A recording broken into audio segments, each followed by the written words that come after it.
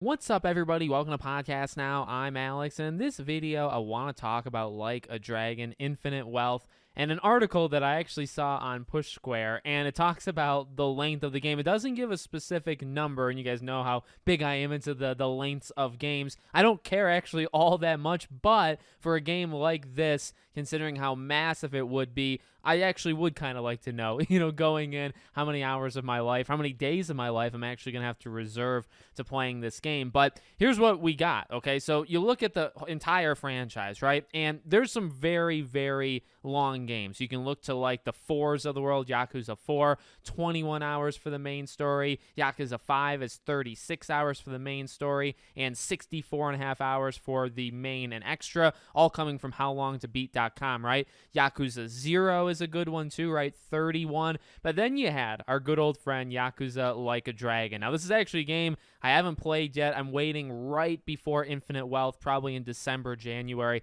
to play this game. And part of the reason why I haven't played it yet is because of its length, right? Just on the main story alone, it really goes hard. It goes much longer than any of the other games in the franchise. 45 and a half hours, 67. So actually not too much longer if you do everything, but 45 and a half hours just for the main story. Now, the article I saw on Push Square, they talk about that it would actually make you sick if you want to go through this entire game like in a run. And the reasoning is because this isn't a game you'll be able to do even if you pull 1 or 2 all-nighters, which basically, just by saying that, you got 48 hours, right? So you're already pretty close. Now 48 hours to do everything, 48 hours for the main story. Don't know that, entirely yet, right? But that's the first thing that kind of jumped out to me. And in fact, going through this article, it's actually quite interesting because they talk about it, how they say, well, could there be some things that are scary about having to play a game this long, and are they worried that maybe people aren't going to play it?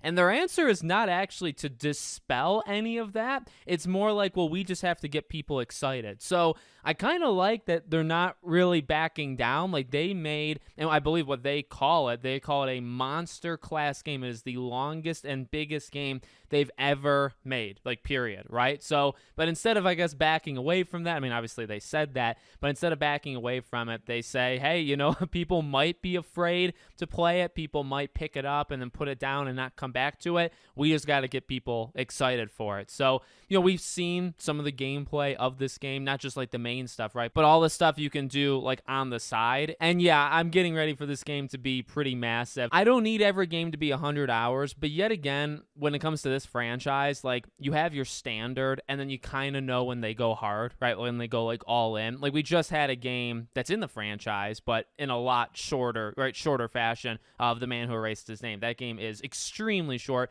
by the standards of the rest of the franchise. So, at least they're kind of bracing you. They're trying to tell you early that this game is going to be enormous. I would expect it to be much bigger than even Like a Dragon. So if you just take the simple main story of 45 and a half hours for Like a Dragon, I could honestly imagine it being 50, 55 hours when it comes to completionist. Actually, I think Yakuza 0 is the longest game in terms of completionist hours to do literally everything. I would not be shocked if Infinite Wealth is somewhere in the 125 to 150 range to do every single thing in the game. And, that's fine. I mean, it's been a couple of years since Like a Dragon, and, not only do you have Ichiban, but you also have Kiryu coming back, right? So this is a thing. Like, this is a big event, right? And actually, I think they call it that too. Like, this is a huge thing, and they're kind of going all in on it. So let me know what you guys think in the comments. Make sure, as always, you're subscribed to the channel, bell icon turned on, and I hope to see you all on the next one.